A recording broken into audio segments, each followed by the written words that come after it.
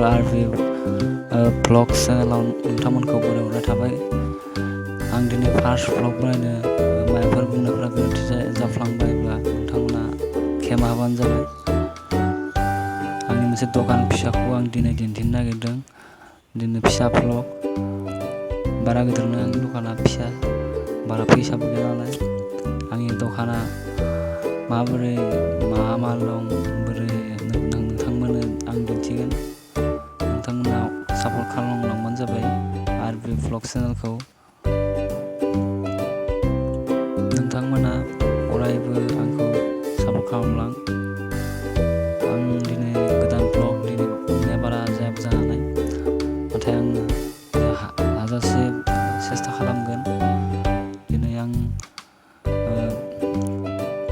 First ब्लगाव गोनो गोथो जानो बानाय बुंनायफ्रा नोंथांमोना अननानै आंनि भिडिअखौ नायलांबाय था जोबजासिम।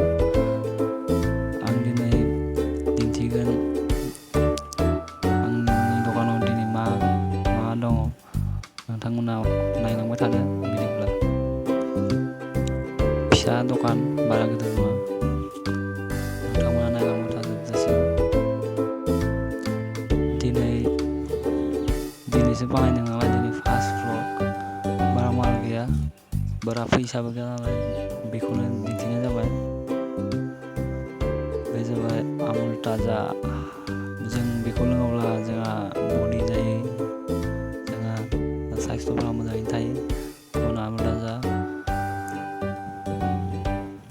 ओरैनो दिनै फार्स्टआवहाय ओरैनो बानायनाय जादों।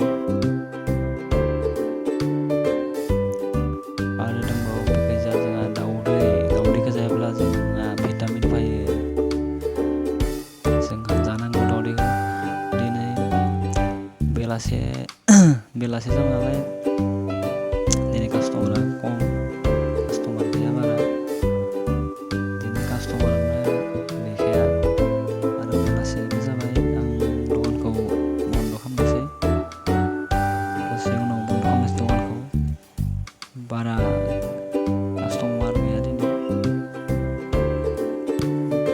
दिनै गोनो गोथो जानो हानाय फार्स्ट ब्लगाव। नोंथांमोना सापर्ट खालामबानो जाबाय आरबि ब्लग चेनेलखौ। दिनैसो फार्स्ट ब्लग।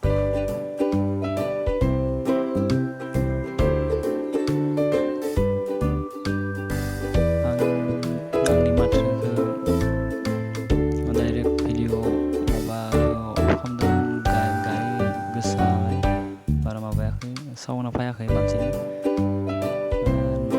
गैया दिनै मानसि रावबोआनो गैया। दिनै सान्दुंबो गोसा, सान्दुंआबो दुंदों दिनै खम मानसि दोङो।